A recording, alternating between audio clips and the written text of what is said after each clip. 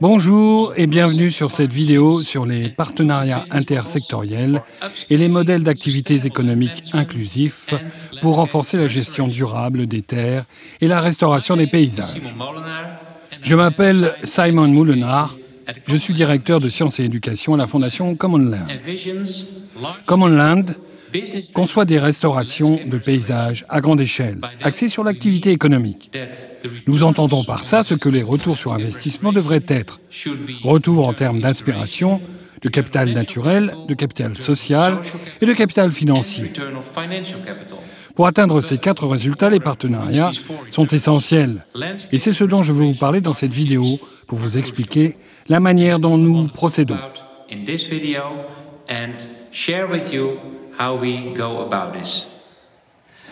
Commençons par poser la question de la dégradation de la terre comme défi sociétal majeur. Environ un quart de la masse totale de la terre dans le monde est très dégradée par toutes sortes d'activités humaines comme la déforestation, le surpâturage, les travaux d'infrastructure et l'urbanisation, également l'exploitation générale des ressources des sols, qui affectent les services écosystémiques, la biodiversité et les ressources hydriques à l'échelle mondiale.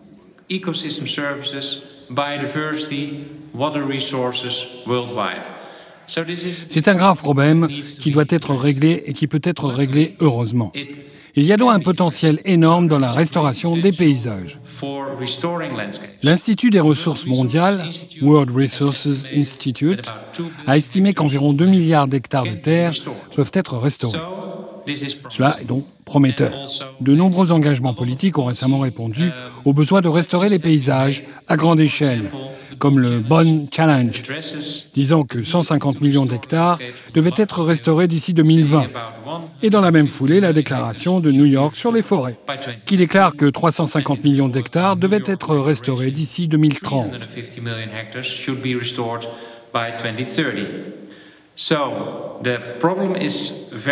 Le problème est énorme, le potentiel aussi, et la volonté de trouver une solution pour résoudre ce problème est très fort également. Il y a donc de l'espoir, mais pour réussir, il faut évidemment de nombreuses ressources et beaucoup de compétences. Pour vous donner une idée de l'argent nécessaire, on estime par exemple que 350 milliards de dollars sont nécessaires chaque année pour restaurer et conserver les paysages tels qu'ils sont à l'échelle du globe.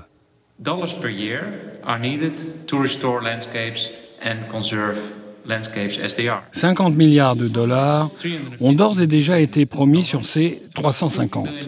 Il existe donc un déficit de financement d'environ 300 milliards par an. C'est juste pour vous donner une idée des montants à investir dans ce défi. Mais honnêtement, je ne crois pas que l'argent soit la clé pour relever ce défi. Je pense que tout dépend des gens qui acceptent de collaborer pour résoudre ce problème sociétal. Si vous revenez à la définition de la restauration de la forêt et du paysage, il est question d'interventions visant à restaurer de multiples fonctions écologiques, économiques et sociales, et aussi de créer une série de services écosystémiques à partir de différents groupes d'acteurs. C'est donc vraiment une question d'acteurs de différents contextes et de différents secteurs travaillant ensemble. Les acteurs doivent être alignés et travailler ensemble. C'est ce dont je veux vous faire part dans ce cours. En résumé, aucun secteur isolé. Donc, aucun gouvernement à lui seul, aucun marché à lui seul, aucune entreprise seule, aucun acteur social, aucune société civile seule ne pourront régler par eux-mêmes ce défi social d'envergure.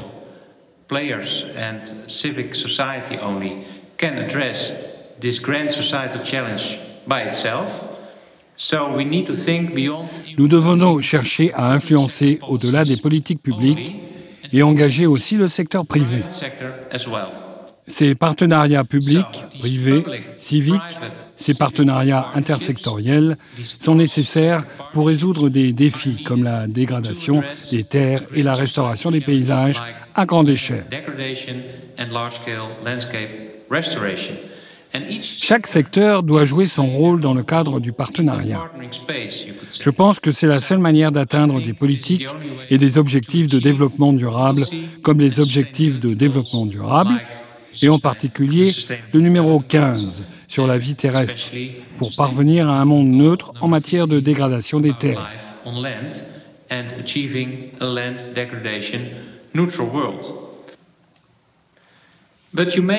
Vous devez déjà avoir entendu cela auparavant. Nous avons besoin de partenariats intersectoriels, multi-acteurs pour résoudre les grands défis sociétaux, et nous devons vraiment travailler ensemble et collaborer sur les paysages pour y arriver. Comment pouvons-nous concrètement nous y prendre et franchir les prochaines étapes? Les partenariats multi-acteurs et intersectoriels peuvent mener à des modèles d'activité économique inclusifs et durables, nécessaires pour que les pratiques de gestion de la terre et la restauration des paysages à grande échelle soient durables. Commençons par créer une vision partagée basée sur des objectifs communs et une intention commune, et aussi des intérêts communs, qui sont le point de départ pour créer une valeur partagée. Et c'est l'étape suivante, probablement nécessaire, pour impliquer réellement le secteur privé, qui est donc utilisé pour développer des modèles d'activités économiques à caractère essentiellement financier, et pour créer et recueillir de la valeur qui est essentiellement de la valeur financière. Mais si nous retournons la situation en une problématique de valeurs multiples, en aidant le secteur privé à les développer au sein du partenariat, puis à essayer de les récupérer à travers un nouveau type de modèle d'activité économique, nous allons peut-être obtenir le déclic que nous cherchons. L'élément clé, ce sont ces valeurs partagées qu'on peut produire et récupérer grâce à de multiples compétences en concevant et en appliquant des modèles d'activités économiques inclusifs et axés sur les objectifs. Les entreprises peuvent tirer profit de ces partenariats et contribuer de différentes manières, et les utiliser pour réduire les risques au niveau opérationnel, au niveau de la chaîne d'approvisionnement, de la réputation et aussi pour sauvegarder la chaîne d'approvisionnement sur le long terme et probablement ouvrir de nouveaux marchés ou mieux gérer les marchés existants, toucher la clientèle, créer des relations clients, investir dans l'innovation, lever d'autres investissements, les mobiliser, les coordonner avec d'autres fonds pour le paysage et contribuer à atteindre l'envergure souhaitée. Investments and coordinate investments with other funds on the landscape and in that way help to reach scale. In order to really make a balanced... Évidemment, pour créer un partenariat équilibré pour la restauration du paysage, il faut une analyse approfondie des acteurs en présence et localiser ceux-ci dans le paysage. Ça veut dire qu'on ne vise pas seulement à associer des volontés, mais qu'on cherche vraiment les partenaires dont on a besoin pour atteindre ces objectifs. Cela peut évidemment impliquer les différents organismes gouvernementaux et non gouvernementaux, les représentants des institutions du savoir, des communautés locales, des paysans, des propriétaires terriens, des entrepreneurs, des sociétés, des petites entreprises. Bref, toutes les parties impliquées dans ce partenariat qui, ensemble, doivent dégager l'intention commune et qui basent leurs objectifs sur ce dont le paysage a réellement besoin.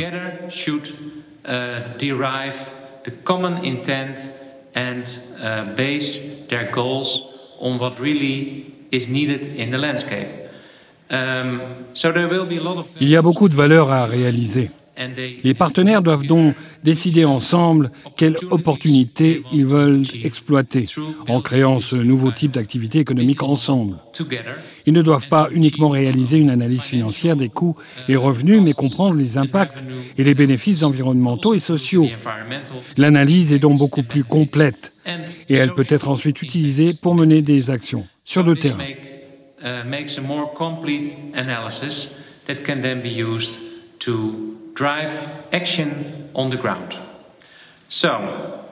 Notre but est de restaurer le paysage à grande échelle en initiant ces partenariats intersectoriels de transformation qui sont principalement publics, privés, civiques, puis de collaborer avec les communautés, les propriétaires terriens, les paysans, les chercheurs, les entrepreneurs, les investisseurs, les autorités.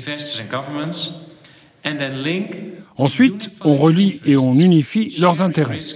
On partage les risques, les ressources, les responsabilités, les avantages, afin d'obtenir des buts communs. On veut créer des valeurs multiples avec des modèles d'activités économiques durables, tout en créant de nouvelles entreprises afin que les sociétés privées existantes puissent être impliquées dans le partenariat de restauration de paysages.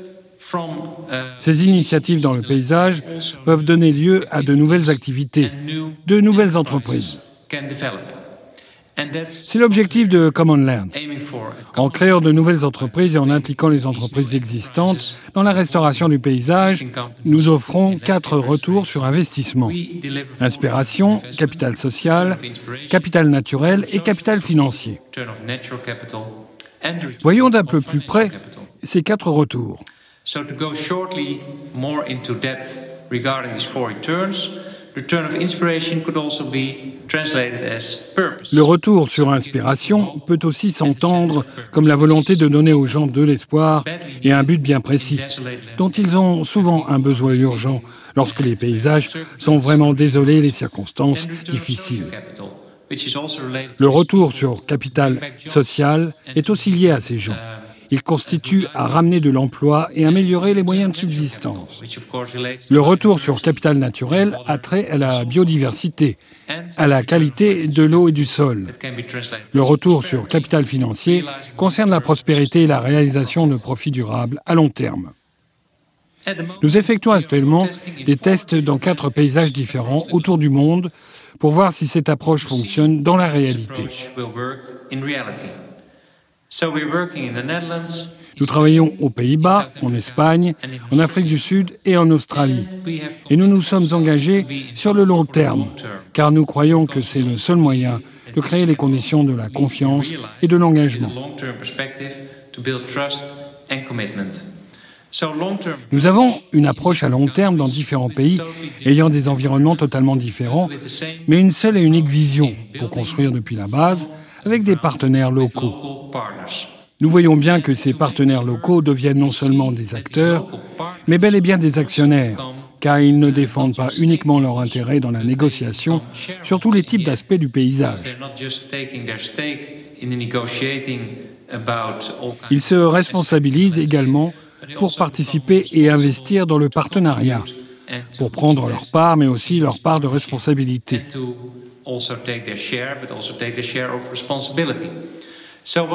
Nous voyons que nous pouvons créer de nouvelles entreprises, impliquer les entreprises existantes, les communautés, les ONG et les autorités gouvernementales.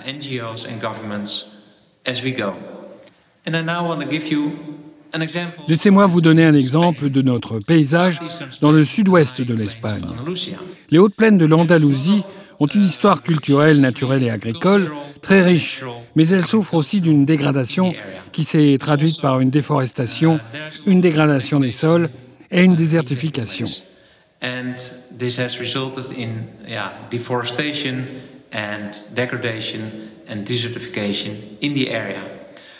C'est une grande région d'environ 1 million d'hectares qui subit un exode rural et un fort taux de chômage. Comment inverser la tendance dans une région dont les habitants continuent d'être fiers? C'est une belle région avec un parc naturel et un potentiel agricole. Elle a donc un immense potentiel en termes de restauration, d'espoir et d'objectifs à offrir aux gens. Mais cela passe forcément par un partenariat.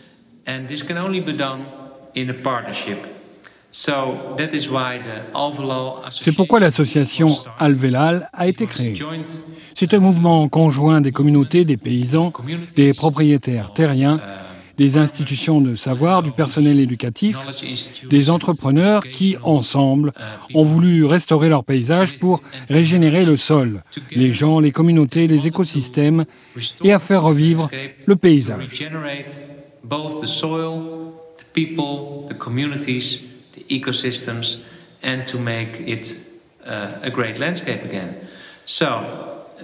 Cette association a commencé par un retour dans le passé pour voir ce qui marchait là-bas.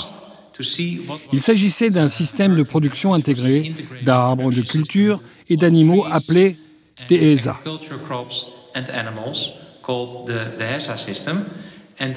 Ce système sert aujourd'hui d'inspiration pour ce qu'ils appellent le DESA d'amande, qui est un système de production intégré avec des cultures au cuivre, la culture de plantes aromatiques, l'apiculture, l'élevage d'agneaux qui peut produire de la viande, etc.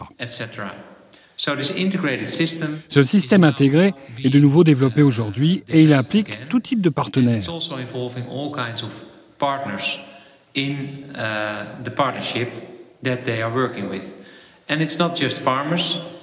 Le partenariat ne se limite pas seul aux paysans, mais compte aussi des entreprises comme Heineken, qui travaille sur la restauration des lagunes, la fondation TUI, TUI Care Foundation, qui travaille comme agence de voyage et fait venir des gens pour de l'écotourisme, pour apprécier le paysage et les produits régionaux, etc.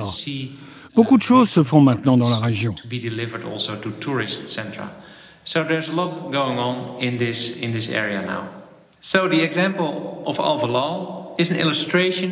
L'exemple d'Alvelal illustre la manière dont un partenariat pour la restauration d'un paysage peut contribuer concrètement à la création de ces différentes valeurs dans le paysage, tout en les récupérant de façon qu'elles bénéficient à tous les types d'acteurs. Que ce soit les organismes gouvernementaux qui visent l'économie, de nouveaux emplois, de l'activité et de l'intégration sociale, les communautés locales qui cherchent comment gagner leur vie, avoir plus de cohésion sociale et empêcher les gens de partir, les organismes éducatifs qui cherchent à apprendre de ces expériences et à enseigner à la génération suivante l'importance de la région. Le secteur du tourisme qui peut être stimulé par la création d'une agence de voyage dans le partenariat, qui peut être utilisée ensuite pour avoir une exposition et un impact important auprès des touristes de la région qui, normalement, ne viendraient pas à cet endroit.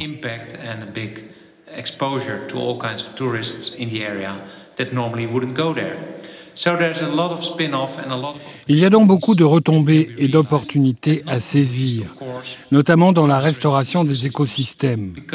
Et on peut par exemple ajouter le bel exemple d'Ecosia, le moteur de recherche, qui a promis de consacrer une partie de son budget à la plantation d'arbres et à la restauration de zones naturelles.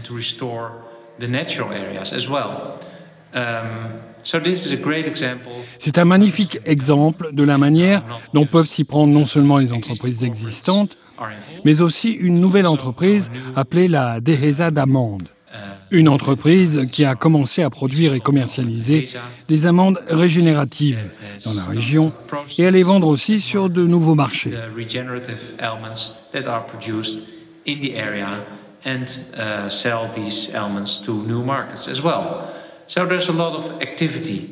Il y a beaucoup d'activités en cours et qui résultent évidemment en un beau paysage beaucoup plus diversifié avec des fonctions écosystémiques restaurées et des communautés régénérées. Nous sommes aussi impliqués dans un partenariat stratégique avec l'enseignement supérieur. Il s'agit d'un consortium appelé EDEBO, European Network for the Advancement of Business and Landscape Education, qui est un réseau européen pour la promotion de l'activité et de l'enseignement paysager. L'objectif d'Enable est de vous aider à vous familiariser davantage avec les différents aspects liés à la restauration du paysage, axés sur l'activité économique. Nous voulons convaincre les écoles de commerce et les universités d'enseigner conjointement les concepts d'économie et d'écologie et de réduire le fossé qui existe entre les différents secteurs. Nous souhaitons vous aider à devenir un ou une professionnelle réellement engagée dans ces partenariats intersectoriels, capable de parler plusieurs langues et de comprendre celles des autres secteurs. Nous vous encourageons vraiment à suivre nos cours en ligne, ouverts à tous sur la restauration de paysages, axés sur l'activité économique, ou la restauration de paysages basée sur une approche économique comme nous l'appelons. Nous avons publié une formation en ligne ouverte à tous sur le site Coursera et nous sommes en train de concevoir un nouveau cours en ligne pour cette année. N'hésitez pas à consulter notre site pour en savoir encore plus que vous savez déjà maintenant en suivant ce cours en ligne de la GIZ. Merci d'avoir suivi ce cours en ligne Land Matters sur l'intégration des défis liés à la dégradation des sols et leurs solutions dans les processus politiques. Merci de votre attention.